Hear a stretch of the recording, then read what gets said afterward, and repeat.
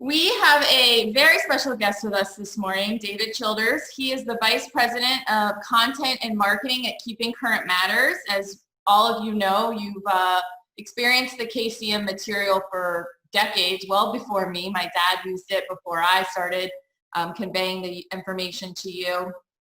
He's been working in the real estate industry over 20 years, and his focus is helping real estate professionals become trusted advisors through education. And he's a very regular contributor to webinars, podcasts, videos, all sorts of things through KCM.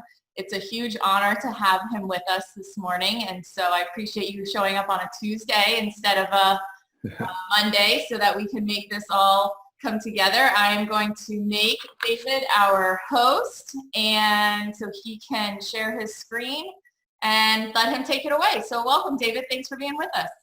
Thank you. I'm excited to be here this morning, and it's a sunny day here in Richmond, Virginia. But I was thinking about this morning and getting a chance to spend a few minutes with you, and my visions of starting the day in Florida, where you're at, are just beautiful and by the ocean. And if it's not that way, don't tell me. Let me keep on thinking that. But I hope everybody's.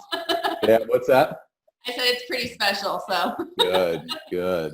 Well, I grew up, I live in Virginia now, but I grew up just a little ways up the road in Atlanta, Georgia. So we spent a lot of time coming down, during the summers. But yeah, let's talk about what's going on in the market. And Jessica, thank you for inviting me and Mary and just having me on for a few minutes to give a little bit of an update, maybe give you some things to bring to the clients that you're serving right now.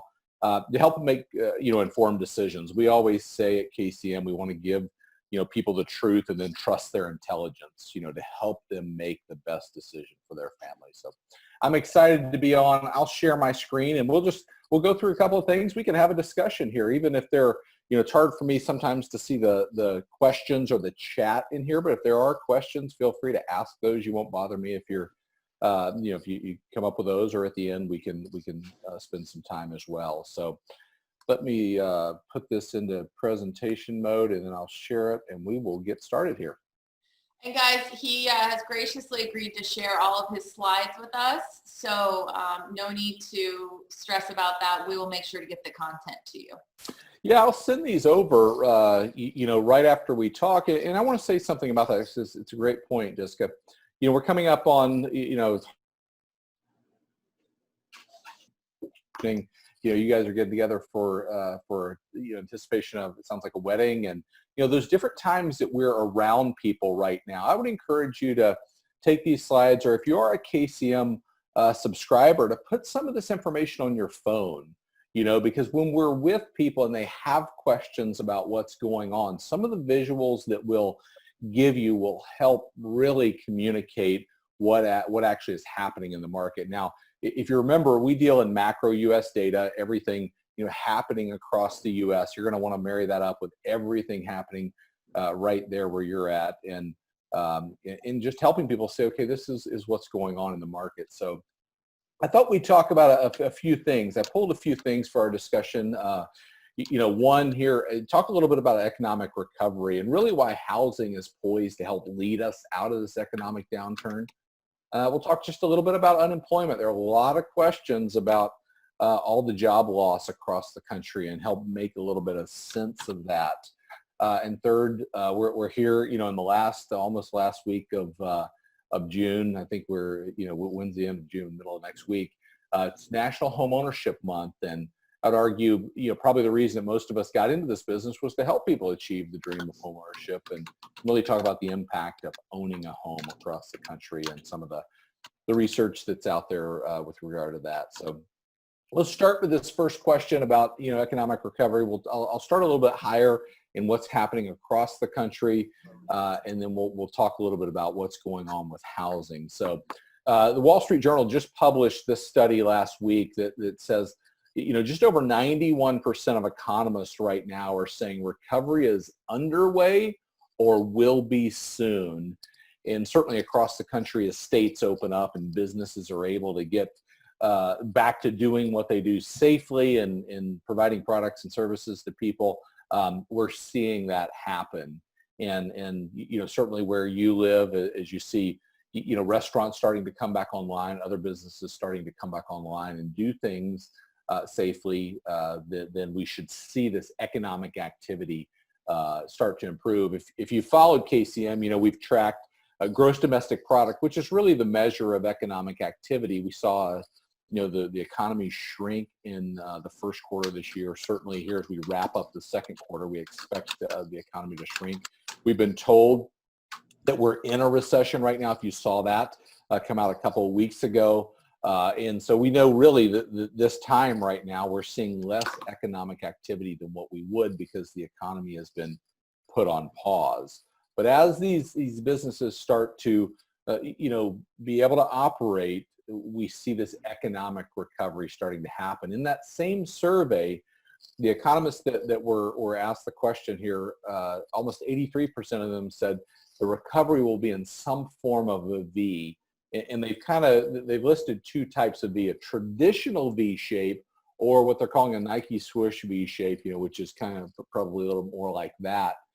So the question really is the angle at which, the economy improves, and a lot of questions still around that and seeing economic improvement across the country. The one area, though, that I'll say that we were concerned about at KCM was, just the consumer behaviors and how long would it take for, consumers to get back to regular patterns. We talked a lot about that in the people science, us feeling comfortable of getting back out to malls and shopping areas. And, CNBC reports that retail sales shattered already lofty expectations in May as consumers freed from, they call it the coronavirus-induced lockdowns, began shopping again. And you may have seen the 17, almost 18% headline gain beat the 8% estimate from economists. So what we're seeing is we're seeing consumers come back in the market, which is a very good thing. That actually, surprised us to the degree that they have come back in. And, as all of this happens, NAR came out and said, as more Americans get back to work, we're starting to see both buyers and sellers returning to the market, creating the beginnings of what we believe is a V-shaped recovery in the housing sector. So we're starting to see a lot of recovery. I'm sure if I was sitting there talking with you, you guys are seeing people that are coming back into the market. The reasons they had for buying or selling a home didn't go away during the coronavirus and the time of lockdown, and we know they're coming back, and there's a lot of pent-up demand hitting the market right now. So let's talk about what that looks like as far as leading indicators for housing. The first one, which is just so neat to see, is applications for purchases week over week have continued to rise since they bottomed out the first part of April. And really that leading indicator of people going out and saying, we need to apply for financing to buy a home is a great sign. We also know that as we dip down in late March, early April, and bottomed out, people scheduling a showing, whether that be virtually or in person, have continued to increase since, call it, the middle of April there. And people continue to go out into the market and say, we want to go look at a home. We want to go and evaluate what we need in a home. And some of those folks, what was important to them 90 days ago or 4 months ago, maybe there may be things that are more important today. We need more space. We need less space. People that are coming to where you live and saying, we're not going to wait any longer to go out and buy our dream home or a condo or being able to achieve the goals that we want to achieve, due to the pandemic. Now the challenge that we face across this country is inventory. And I think this graphic does a great job of showing where we sit. You can see the graph here of 2018, 2019, and now 2020. And about the middle of last year, we crossed over the prior year. And starting this year, we knew that inventory was going to be a challenge. We thought it was going to be the biggest challenge that we faced. And, the coronavirus showed up, and obviously we have bigger challenges today and have had for the last few months. But As we look across the country, the challenge of our business is undersupply, literally the number of homes on the market for those that want to buy them. And it just gives a visual representation for that. Zillow's June 13th report reports that pending sales and new listings taken are both up. But again, they come back and they say total for sale inventory is now 17% below last year's level. So this undersupply, this lack of inventory across the country is keeping upward pressure on prices. It's classic supply and demand where, when do you want to sell something? When there are less of those items on the market. And so that upward pressure is continuing to drive prices forward. Now, it presents an interesting opportunity across the country for builders. And I think as builders are able to build and get back to the work they're doing, we know they're coming back. But the National Association of Home Builders came out and said this, and a sign that housing stands poised to lead a post-pandemic economic recovery. Builder confidence in the market for newly built single-family homes jumped 21 points to 58 in June, according to the latest National Association of Home Builders and Wells Fargo Housing Market Index. So, we saw, this year, January and February being one of the best, best months in 10 years. We started this year in building, and we're seeing builders come back to that. Now, there's an interesting piece for that across the country as we look at the impact that construction has as a part of the GDP going forward in recessions. And this slide here is interesting. It says, you can read it there, residential fixed income percent share of GDP growth during the last 5 recessions. That's a mouthful. Think about this as spending on housing construction as a percent of GDP. If you look to the left, the historical average is 3.7% of spending on housing construction in a regular economy.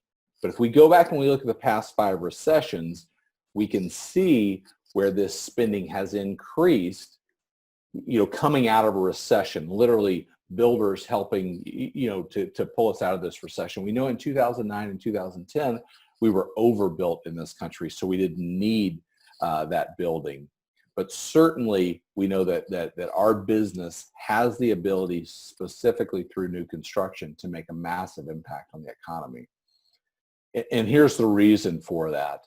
And this is an important point as we look at our job right now, is the average economic impact of one home sale in this country is just over $88,000.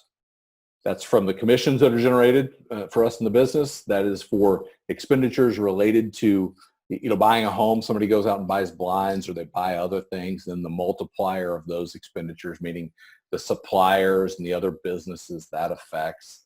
And then we know new home construction brings about half of that. The materials just needed to build a new home. So an existing home is about half of that in the mid 40s.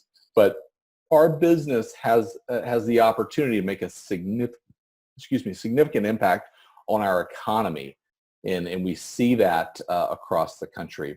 And that's why you see a lot of experts saying, okay, housing is starting to recover. We're seeing people come out and schedule showings. We're seeing them apply for financing and even improving before the rest of the economy improves. Now, there is some pent-up demand built into that.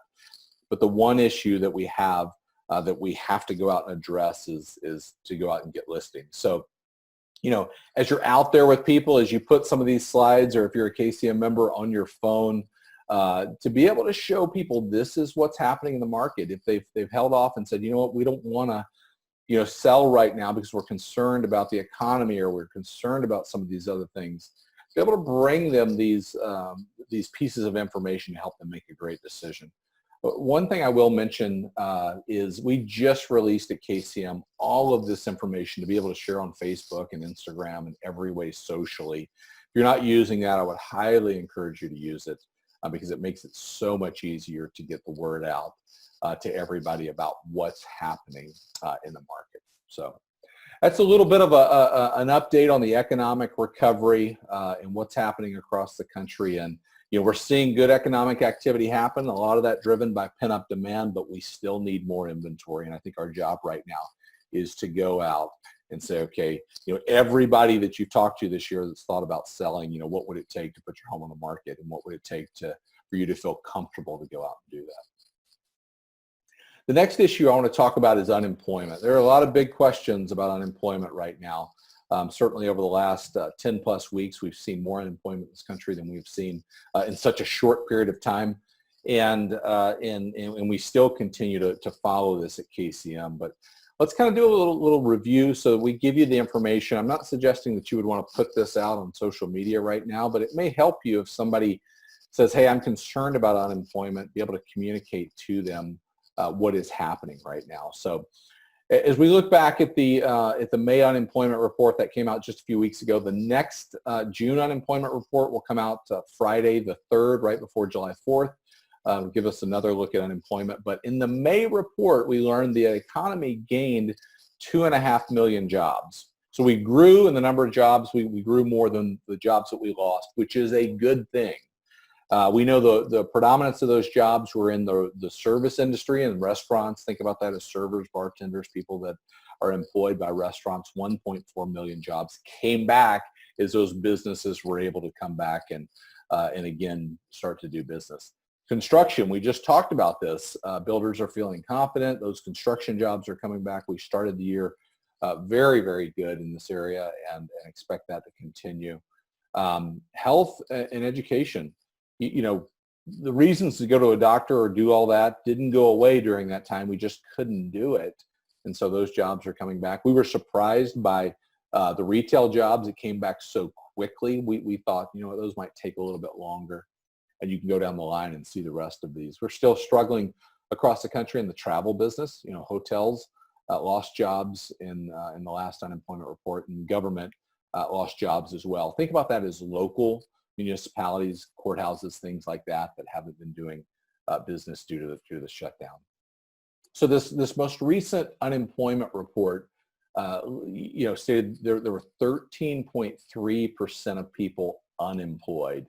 But it has a lot of people thinking, that unemployment is so high that we're not going to be able to do business. And what we have to remember, if 13.3% of the people don't have a job or unemployed, that 87.7% of the people are employed, almost 9 out of 10. We also know in that report that 83% of those surveyed said this is a temporary unemployment versus 27 saying this is permanent. And so that's important to remember, and we're going to talk about that in just a minute. So, 3/4 of these, but better than 3/4, are temporary unemployment situations, maybe a furlough, maybe, a business that says, hey, we'll be back when we can operate, within the guidelines of what our state or our town or our business is mandating. We also know that from the Federal Reserve report in May that 75% of the job losses are temporary, according to employers. So we just saw what the employees said, and now we're seeing what employers said, both matching up, that 75 to 83% saying, hey, this is going to be temporary. We're going to be back to business here soon. And it goes on to say there are news reports of large-scale hiring at firms like Amazon, Walmart, CVS, and other companies that saw increased demand in reaction to the pandemic and partial shutdown. So, the employment situation right now in this country relative to the economic slowdown is a tale of what business you're in. If you're in the travel business, if you're in, another business, certainly where you're at, where folks are traveling in, we hope that continues to pick up. But, a lot of people have been impacted that way. If you're in the restaurant business, you've been impacted. Hopefully, people are ordering takeout and things like that, but a lot of those folks have been critically, affected in this way. So our hope is that more and more people get back to work and are able to work as the situation improves with employment across the country. But I want to give you a complete look at unemployment real quick, and this is up through the middle of this month. And it shows cumulative new filings there in orange. You see that just over 45 million, 45.5 million. That number in the last week has grown to 47. We're at 47 million.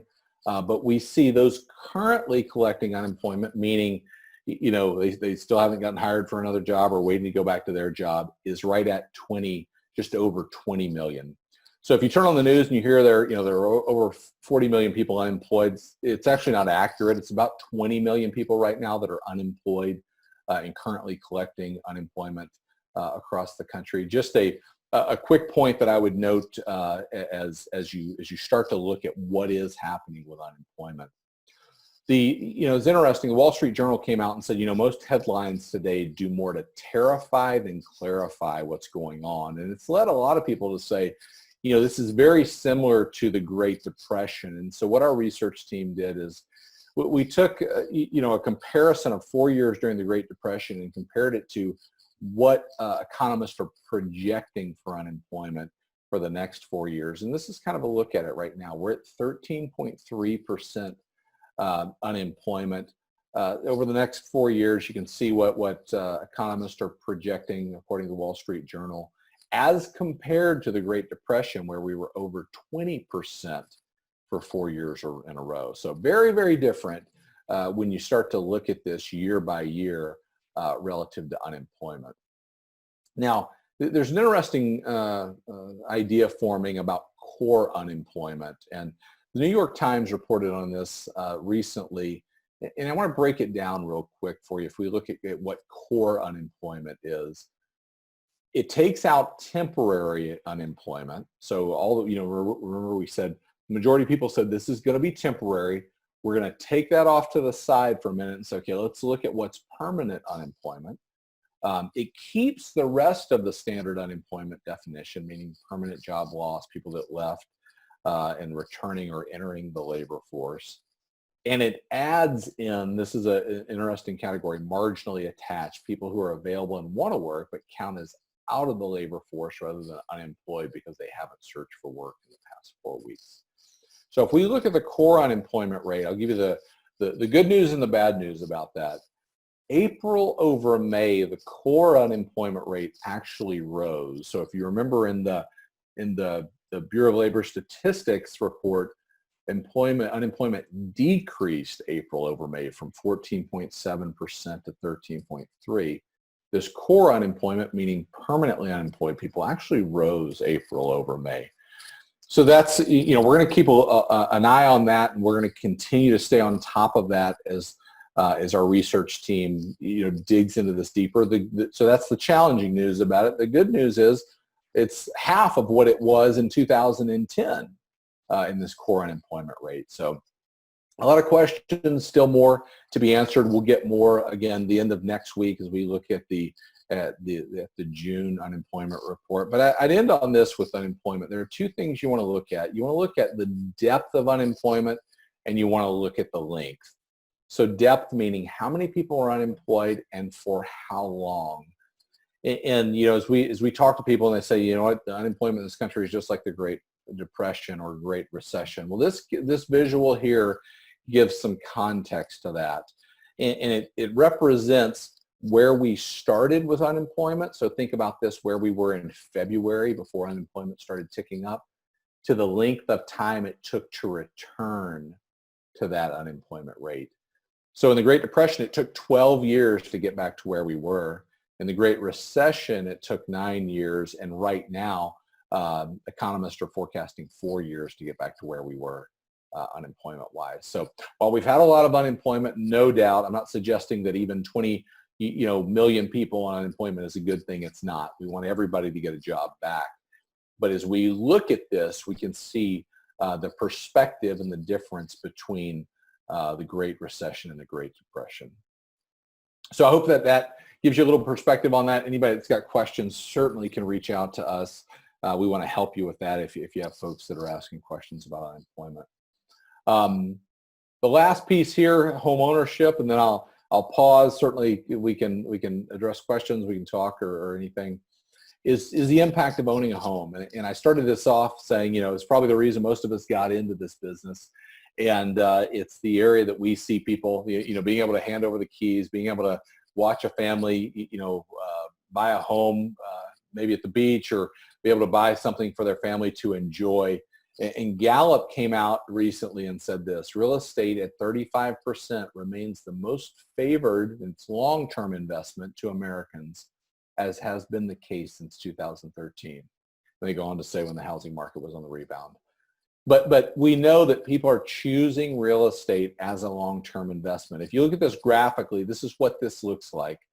We came out of the Great Recession and the housing crisis, and housing started, more and more people said, you know what, we want to buy a house, and that is a great long-term investment, and it's continued to rise to where people are saying that is the right investment for us. We know stocks took a hit this year, and that makes sense, and savings and gold continue there where you've seen them. But this information is good information as people go, you know what, we want more and more people to see the value. We talk about the financial benefits a lot of owning a home, but this really validates it. And so, as you think about this, and you think about people that are out there, think about buying, think about selling. Mark Fleming, really kind of encapsulated that in this quote, and I want to read it real quick. It says, when demand increases for a scarce, meaning limited or low supply good, prices will rise faster. The difference between houses and other goods is that we buy them with a mortgage. So it's not the actual price that matters, but the price relative to purchasing power. So we know that upward pressure on prices is keeping the price of homes rising, but we know also that affordability is being driven in a big way right now by low interest rates, and arguably the lowest we've seen in quite some time. Now, this interesting thing is economists project out, we're projecting low interest rates, but what we also know to be true is that as the economy improves, those interest rates tend to rise. It was just in November of I believe it was 2018 where we were bumping right up against 5%. So we know that's that happens. But here's what's happened to the percent of median income needed to purchase a median price home. It's dropped to 14.6%, where historically it's been just over 21%. And even in 2006, you see it was about a quarter of someone's income. If you were to look at this over time, this is what it looks like for the last couple of years. We're at a place right now where affordability is being driven by these low interest rates. So something we want to get out there, something we want to be able to tell folks about and encourage them this way, because I want to bring something in here that's very interesting to see. It's from a Qualtrics survey of home sellers, and I'll start to wrap on this. And they said this here: 80% of those surveyed said they're concerned their home won't sell because of the pandemic and resulting economic recession. 51% said they're seriously worried, and 36% said they're somewhat concerned. So what do we know? Sellers out there are concerned. We want to be able to bring them the information. We want to help them do what they want to do to be able to get their home sold and show them there are folks in the market, get it priced right, and do everything we can. So it's an interesting study that really shows what sellers are thinking. And I'll wrap with this on what we need to do right now. And here's what I would say: regardless if you're using KCM or not, we want you to use KCM, don't get me wrong, but the number one thing we need to do right now is make your message simple and effective. What we try to do with each one of these slides that I'm going to give you is make them simple and effective where somebody can see it and they immediately get it. You've got to remain hyper current on all your housing information. We've come out of time in the last 90 days where things were moving so fast. They're not moving as fast today, but they're still moving fast comparatively to a normal, quote, summer market, but remaining hyper current on that. Take all the macro data that we produce or that you can get your hands on and marry that up with the local micro data. What's happening in the neighborhoods that you're serving? What is going pending? What is going on, so you can show people, hey, transactions or activity is happening this way. And last, just like we're doing here, use videos on social media and Zoom meetings. I talked to an agent, it's been a couple of weeks ago now, that took everybody they had talked to that was thinking about selling this year, and they put them on a Zoom call and they used some of these slides and said, here's what's happening in the market. everybody that was thinking about buying this year, inviting them to, into a Zoom call or recording a video saying, hey, here's what's happening right now, and getting them the information. So a couple of things that I think we need to be doing right now to get the message out there, because the job that we have is to get the truth out into the market about what's going on. Get those listings and bring those to market so that supply issue continues to drive our economy forward. If you're not using KCM, we certainly would invite you on that journey. You can go to trykcm.com and start a free 14-day trial. There's no commitment. You cancel anytime, but you can check out and see all of this information and see, is it right for you? So I am grateful to be invited here. I can pause and certainly answer any questions, Jessica, if those are there. But things are happening in the market. They're continuing on, and our job right now is to get this good news out in the market. Yeah, no, it's fantastic, David, and that's a lot of new information that they haven't seen. So I'm sure they're going to be grateful to share that and use that in their presentations and such. I have one question for you, but if anybody else has a question, feel free to raise your hand if or type something in the chat box as I ask them, and we'll make sure to get it answered for you. So my question is this, with it being an election year, on top of all the other insanity that's going on, irrespective of political stance, how do you see that impacting things? What's your sense there as far as how we should prepare for that, and what kind of conversations we should be having now with buyers or sellers? Yeah, it's a great question, first of all. Okay. Let's talk about this. Let's back up. Okay. So at KCM back in February, we were starting to do a lot of work on how would the election affect real estate. And, along came the coronavirus, and where that was number one in February, it moved down to like number 5 today. Right. You know what I mean?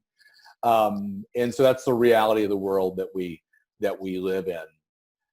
As we turn the corner into the fall, we kind of said this looking ahead. Now let me tell you why I say that is we're in a place across the country where consumers, and I can tell you this in the way that agents market, most people don't want to look back and say, okay, let's talk all about the coronavirus. Most people want to say, where are we going? Right? I mean, that's the question. I'm not saying we're behind things or that we aren't, we're out of the woods. I'm not saying that. Most people want to say, okay, what's the future going to bring? What are we going to do? And what's coming up in just a few months is the election. I would argue probably the most highly contested election in our nation's history is coming up. What do I know to be true about that, irrespective of, you mentioned irrespective of party? Both sides will use information to try to support their case. Let's take unemployment. You're going to hear one side go, hey, it's way better than what you've heard. And you're going to hear one side go, it's way worse than what you've heard.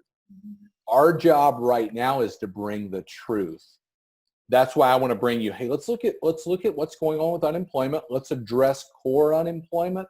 Let's give people the truth and trust their intelligence to make the right decision, because in a lot of this information, the truth is hard to come by today. Now, that's the first thing that no doubt economic data will be used by both sides to try to strengthen their case. So we know that'll be true. The second thing, typically what happens in an election year is we don't lose those transactions. They just get postponed. So as we go into October and November, typically what happens is people say, I'm gonna wait and see what happens with the election. They don't go away. They come back, in the following months. So we would expect that this year as well. So what's the takeaway from that? I even look at, we look in the rearview mirror, and we've come out of this, spring and early part of summer and the coronavirus pandemic. We're kind of sandwiched between this election issue coming up in November. And let me just throw something else out in there, depending on where people sit with it. I'm not here to make a prediction of this, this second wave in the fall. That's something that a lot of people have talked about. What do we take away from that in our business? Here's what I would offer we take away. What we need to do right now is work as hard as we can, going forward. if that second wave were to come around, and we've worked as hard as we can, and we're looking good there, we're in a great spot. If it does prove out to be true that those transactions get postponed during the election, and we've worked as hard as we can, we go through that. So typically that's what's happened, but I think the bigger issue, even than the postponed transactions, is how both sides will use information to make their case. And I would even say for everybody on this call, having the truth today is more important than ever. We always say, I do every Monday morning with the Keeping Current Matters members, I do a deep dive into one topic, and I always end those and I say, now more than ever, keeping current matters. And it's so true, because you've got to have that information to show folks what's going on in the market. Awesome. Thank you.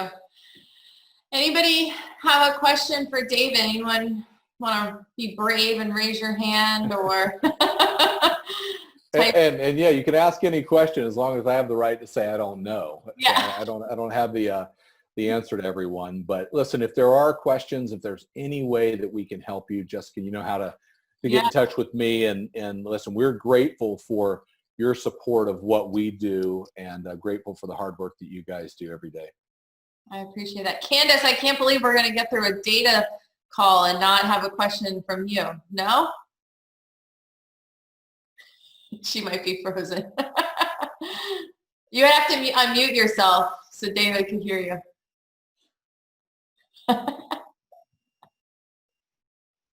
You're still muted. One day we're going to learn this, David. It's only been 120 days. There you go.